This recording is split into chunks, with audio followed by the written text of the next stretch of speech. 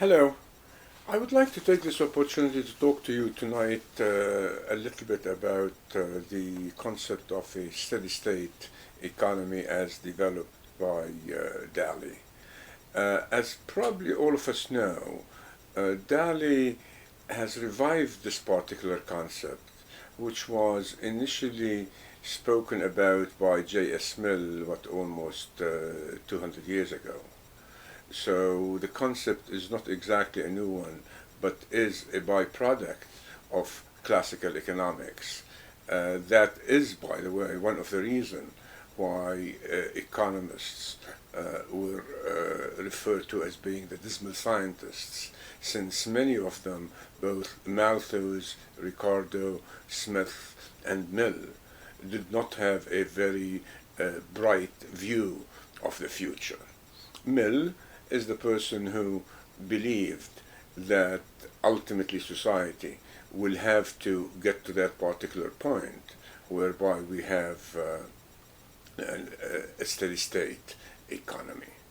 Now, this particular concept of a steady state economy as revived and popularized by Herman Daly in his great book about steady state economics is essentially an answer to the question of what is it that needs to be done if this economy is to become sustainable. Daly suggests that there are really basically two ideas that must be met in order for us to move into the direction of sustainability. First, society must limit population growth. Actually, it must become a constant. Now, he does not venture to arrive at an estimate of where is it that we should be. So it's up to us to decide what kind of a standard of life that we wish to have. If we are willing to live at a relatively low standard, then we can then sustain a larger number of people. While on the other hand, if we are interested in a very high standard of living, then we've got to sustain a lower number of people. But the second leg is just as important as the first, maybe even more important if that is possible. And that is to limit the physical output of all goods, and they are again to be constant. So both goods and human population are to be limited at a particular level that is to be determined, obviously, by the people. Now, that particular notion of limiting the population and physical outputs rests on another extremely important idea. You don't want to limit the population or the physical output by having a very high rate of flow.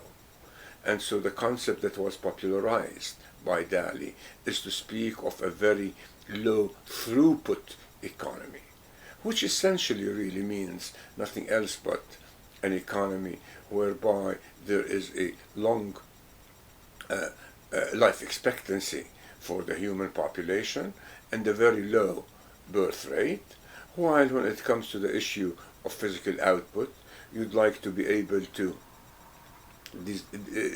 design the goods and services in such a way as to have lots of longevity, so that by design they would last and you'll be able to repair them as time goes on.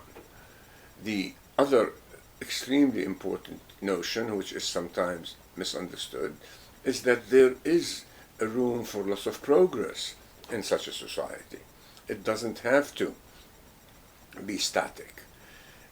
If it so happens that as a result of certain developments in science or technology, we'll be able to provide whatever we need at a much more efficient rate, then the savings will not be used in such a way as to produce more, but the rewards will be offered to humans in terms of leisure.